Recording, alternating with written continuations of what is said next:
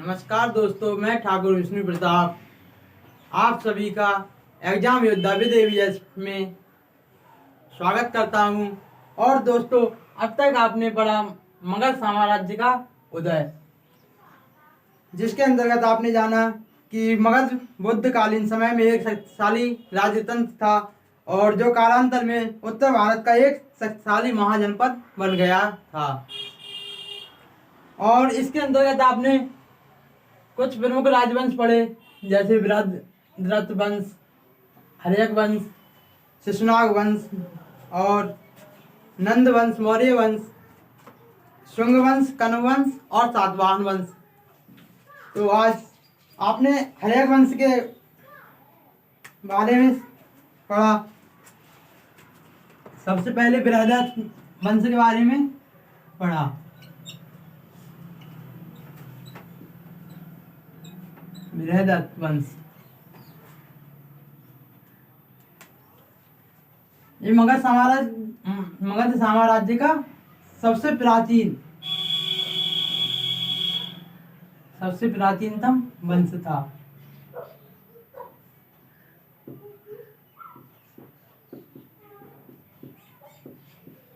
और इसकी स्थापना बृहद्रथ ने की थी।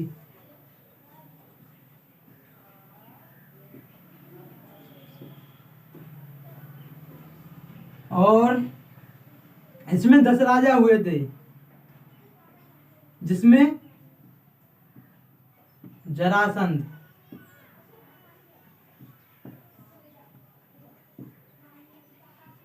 सबसे प्रतापी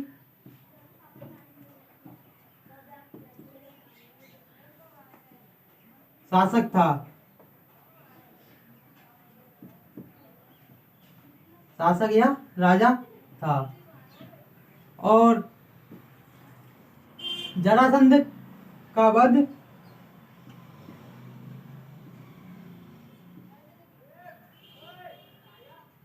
पांडव पुत्र भीम ने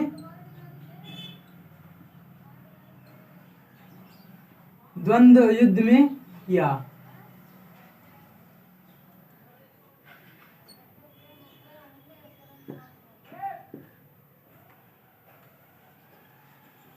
तो सबसे प्राचीनतम वंश बृहद्रथ था, और जिसमें जरासंध सबसे प्रतापी राजा था। और जरासंध का वध भीम ने द्वंद्व युद्ध में किया था। और इसके बाद आप देखेंगे हर्यक वंश।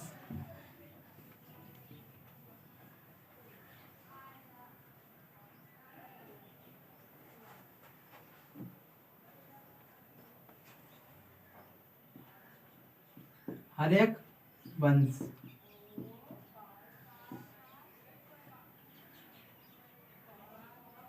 542 ईसा पूर्व से 412 ईसा पूर्व तक। 542 ईसा पूर्व से 412 ईसा पूर्व तक। तो इसमें प्रमुख शासक कौन कौन है, उनके नाम: नंबर 1 बिंबिसार,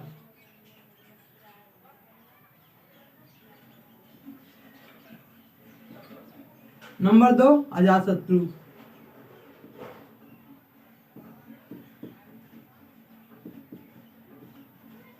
इसके बाद उदयन,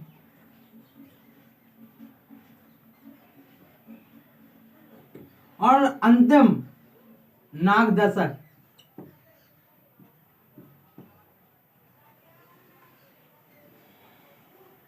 तो हर्यक वंश का वास्तविक संस्थापक बिंबिसार माना जाता है।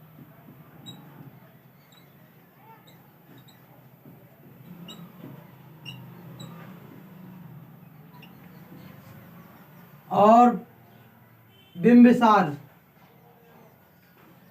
का पिता, जिसका नाम भट्टिय था, और भट्टिय ने बृहद्रथ वंश के अंतिम राजा रिपुजन की हत्या कर दी थी। और भट्टिय ने ही हर्यक वंश की स्थापना की थी, मगर बिंबिसार को हर्यक वंश का वास्तविक संस्थापक माना जाता है।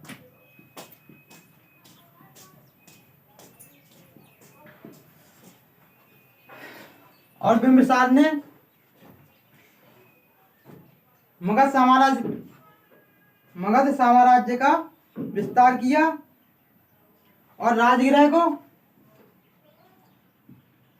को राजधानी बनाया।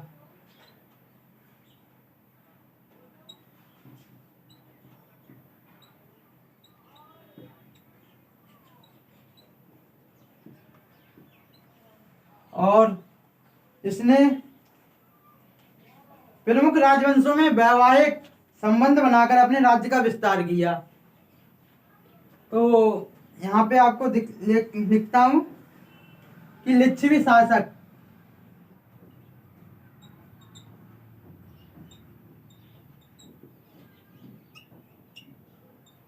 शासक की पुत्री चेलना, लिच्छवी शासक की पुत्री चेलना से और कौशल राजा प्रसेनजित की बहन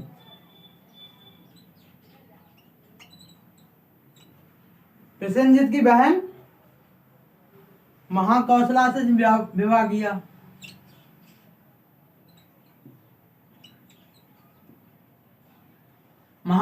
विवाह किया। और तीसरा विवाह उसने भद्र देश की राजकुमारी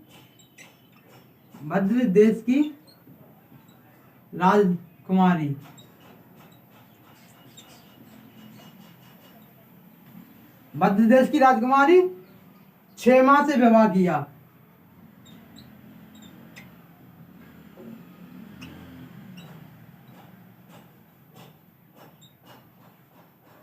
तो बिंबिसार जो हर्यक वंश का वास्तविक संस्थापक था, जिसने अपनी राजधानी राजगृह को बनाया और उसने अपने वंश का विस्तार करने के लिए लिच्छवी शासक की पुत्री चेलना से विवाह किया और कौशल के राजा प्रसेनजित की बहन महाकौशला से विवाह किया और तीसरा विवाह भद्र देश की राजकुमारी क्षेमा से किया। और इसके अलावा उसने अंग को जीतकर अपने साम्राज्य में मिला लिया।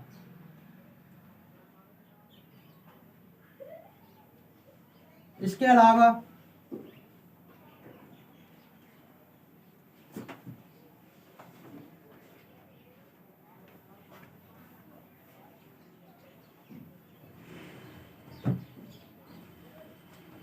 बिंबिसार महात्मा बुद्ध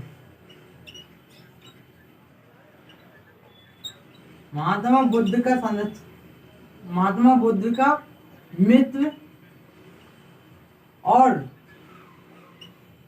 संरक्षक भी था।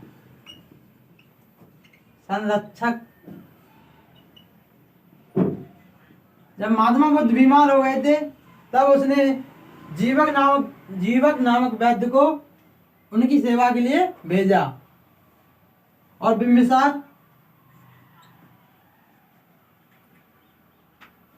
जैन एवं बौद्ध दोनों धर्मों का सम्मान करता था, अर्थात अनुयायी था।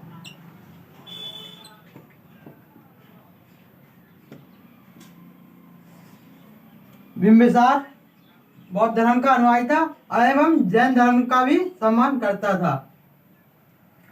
और इसके बाद और बिंबिसार एक ऐसा शासक था जिसने स्थायी सेना रखी।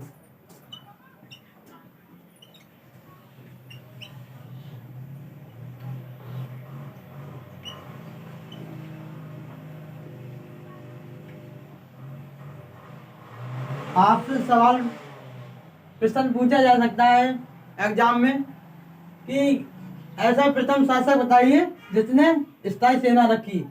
तो बिम्बिसार एक ऐसा शासक था जिसने सर्वप्रथम स्थायी सेना रखी।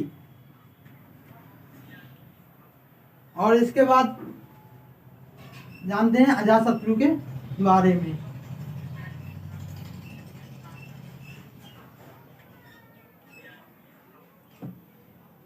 अजातशत्रु अजातशत्रु कहा जाता है ये इसने अपने पिता की हत्या करके राजगद्दी पर बैठा था। बट ऐसा भी माना जाता है, ऐसा सुना जाता है जैसे अजातशत्रु ने बिंबिसार को जेल में डाल दिया।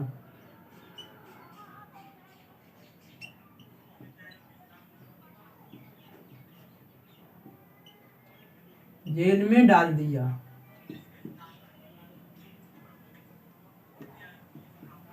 और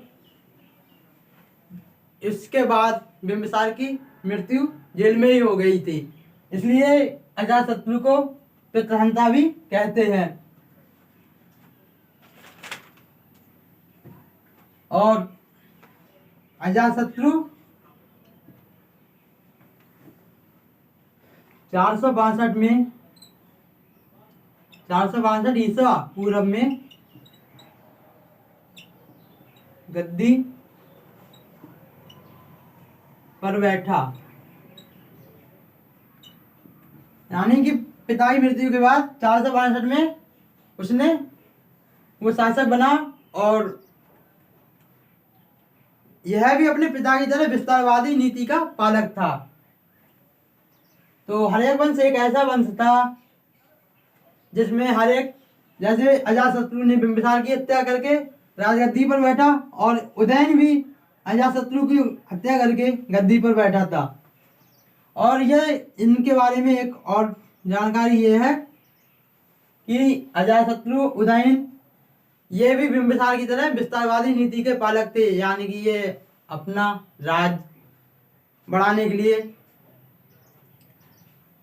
बहुत ज़्यादा मेहनत करते थे। यानी अजातशत्रु ने भी अपने पिता की तरह विस्तारवादी नीति का पालन किया और मगध साम्राज्य का विस्तार किया। इसके बाद आप उदयन।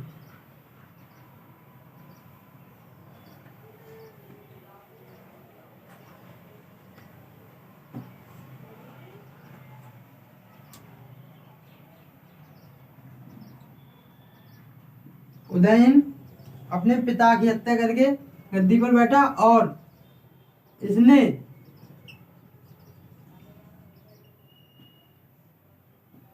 पाटलिपुत्र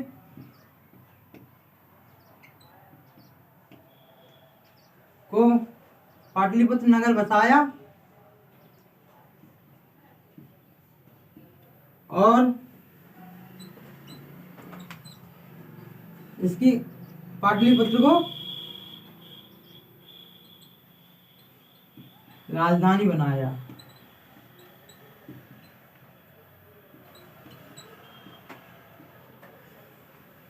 इसके बाद नाग दशक हर्यक वंश का अंतिम शासक था।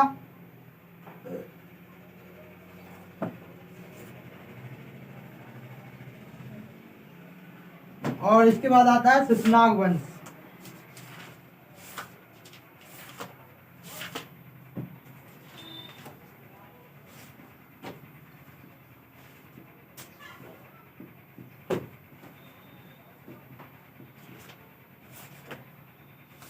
चार सौ 12 ईस्वी से ईसा पूर्व से 345 ईसा पूर्व तक।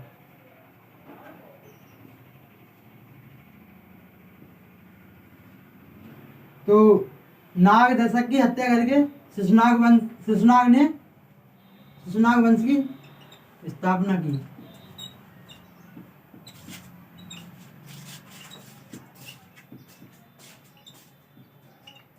स्थापना की।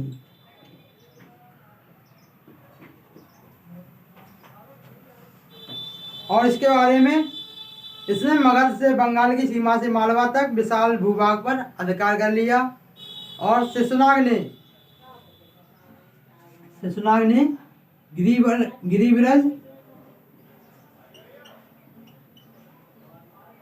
के अलावा वैशाली को भी राजधानी बनाया।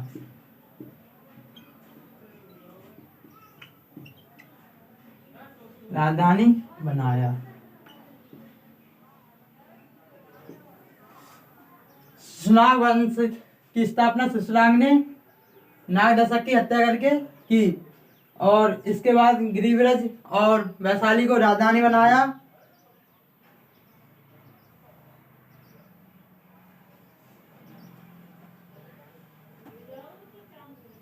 और इसके शिशुनाग के बाद दूसरा शासक कालाशोक।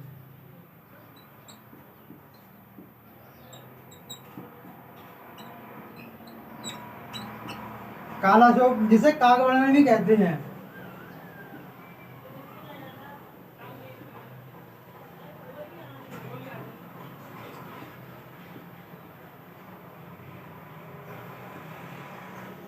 जिसने पाटलिपुत्र को राजधानी बनाया।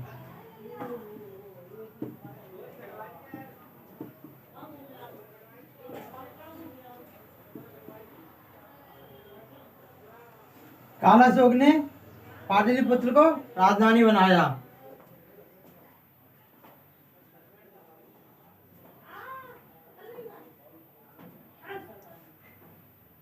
और 366 में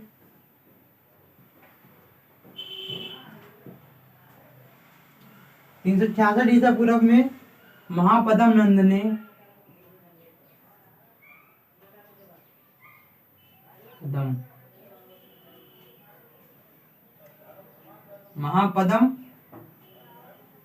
नंद ने इसकी हत्या कर दी।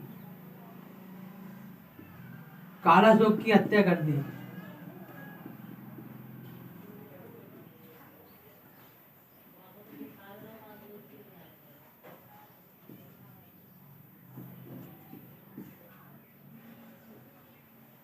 कालाशोक की हत्या कर दी और शिशुनाग वंश का अंतिम शासक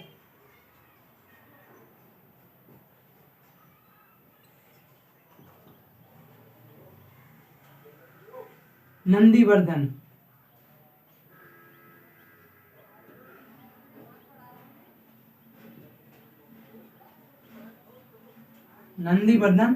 था।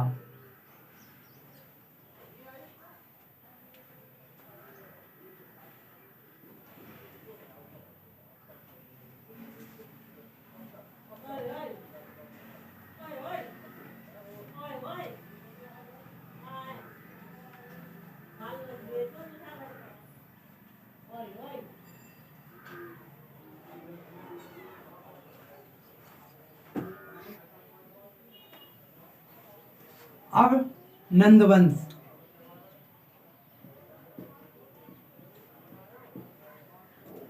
नंदवंश 344 ईसा पूर्व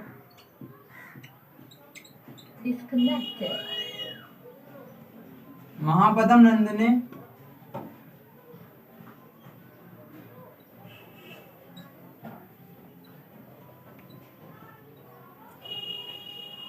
नंदवंश की स्थापना की। नंदवंश की स्थापना की और यह नाई जाति का था।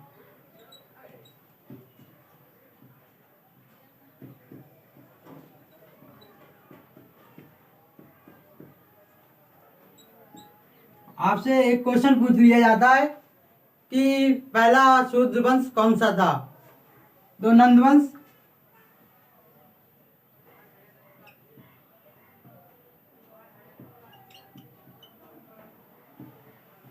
शूद्र वंश माना जाता है।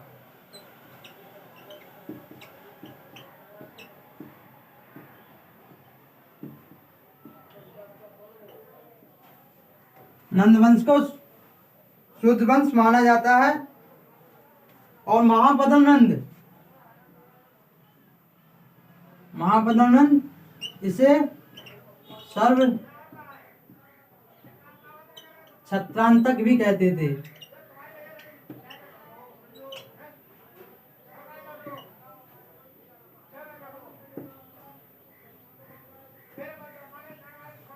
इसके बाद इस वंश का अंतिम शासक धनानंद था।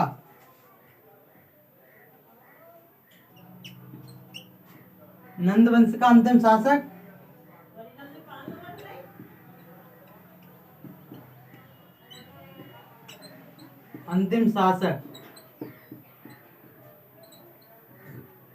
धनानंद था।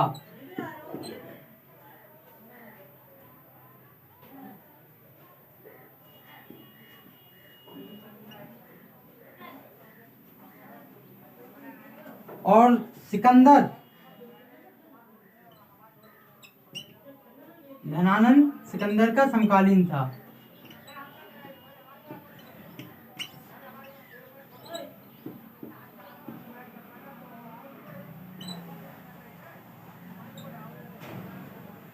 धनानंद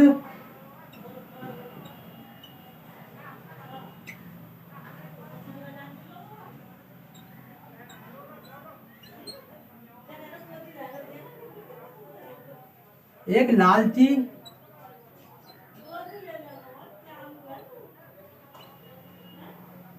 और धन संग्रही शासक था।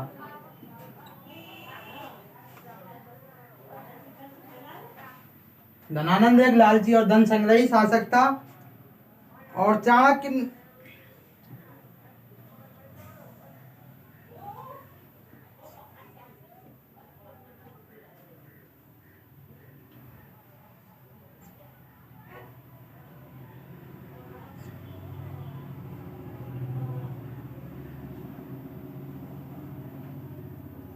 चाणक्य ने अपनी कूटनीति से धनानंद को पराजित कर चंद्रगुप्त मौर्य को मगध का शासक बनाया।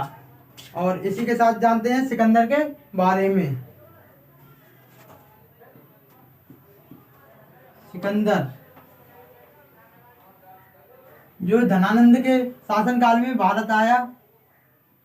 और सिकंदर का जन्म 356 ईसा पूर्व हुआ था।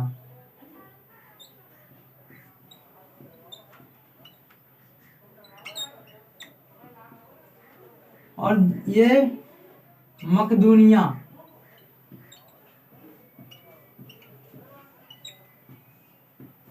का शासक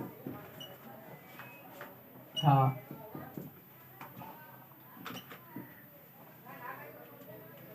सिकंदर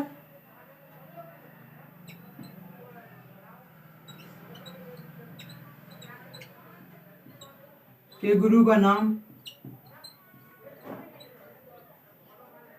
गुरु अरस्तु।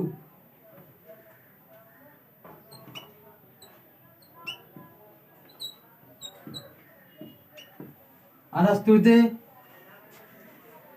और सिकंदर के सेनापति का नाम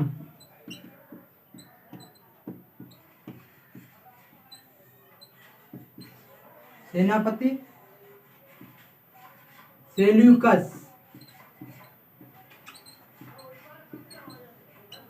निकेटर था।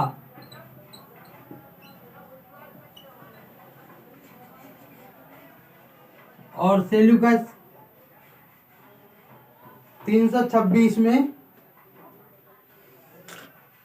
भारत विजय का अभियान शुरू किया। सिकंदर ने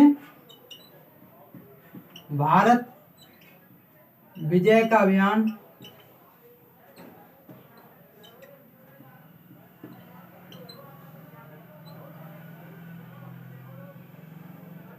(326 ईसा पूर्व)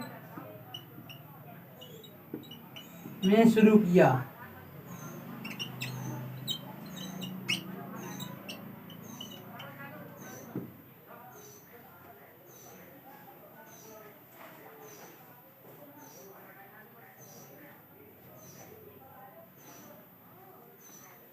और सिकंदर को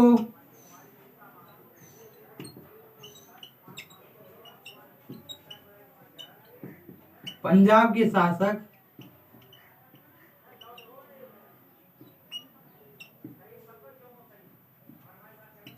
पोरस पोरस से युद्ध करना पड़ा। सिकंदर को पंजाब के शासक पोरस से युद्ध करना पड़ा, जिसे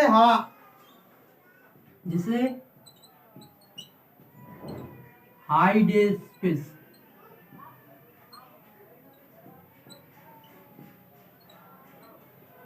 या झेलम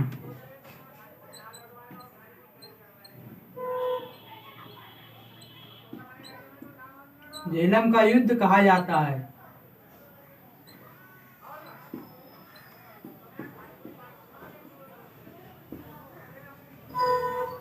सिकंदर 356 ईसा पूर्व सिकंदर का जन्म 356 ईसा पूर्व हुआ था और सिकंदर के पिता का नाम फिलिप था।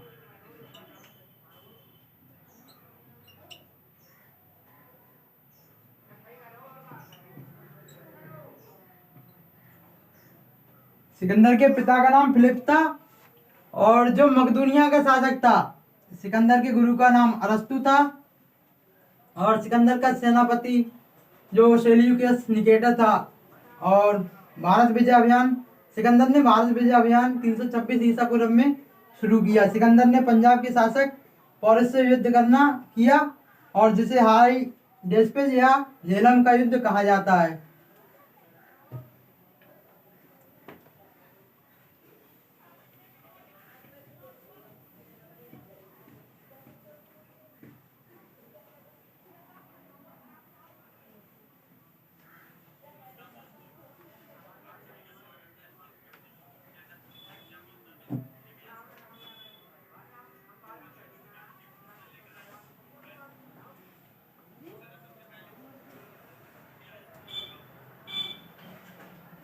सिकंदर की सेना ने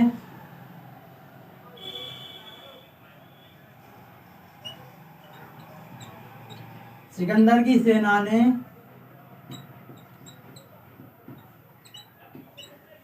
सिकंदर की सेना ने ब्यास नदी के तट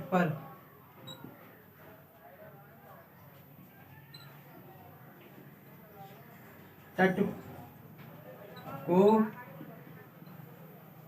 पार करने से इनकार कर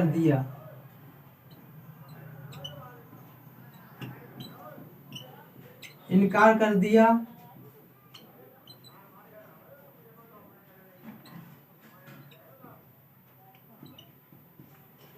और सिकंदर को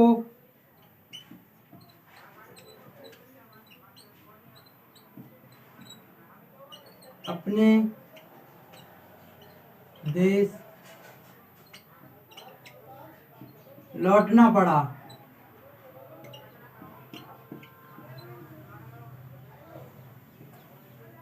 सिकंदर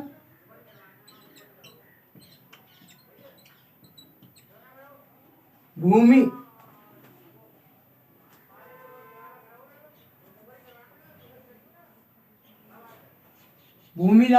स्थल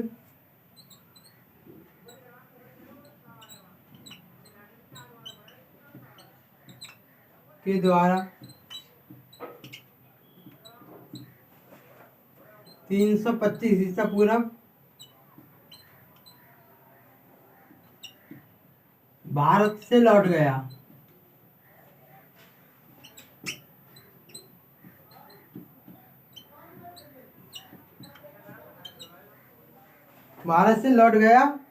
और सिकंदर की मृत्यु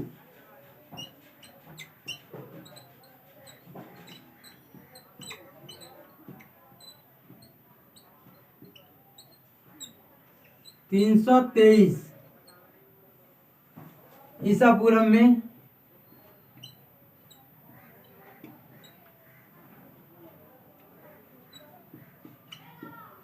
33 वर्ष की आयु में हो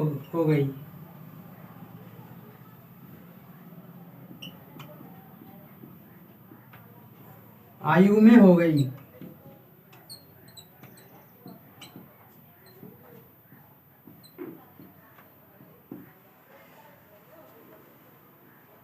और सिकंदर के घोड़े का नाम बहुकेफला था और इसी के नाम से सिकंदर ने झेलम नदी पर बहुकेफला नामक नगर बसाया।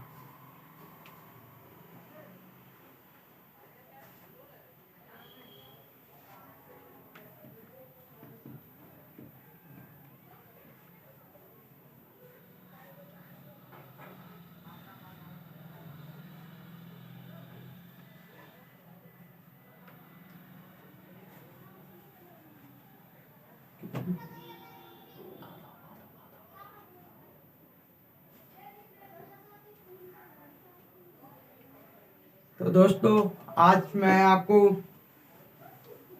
मगध साम्राज्य के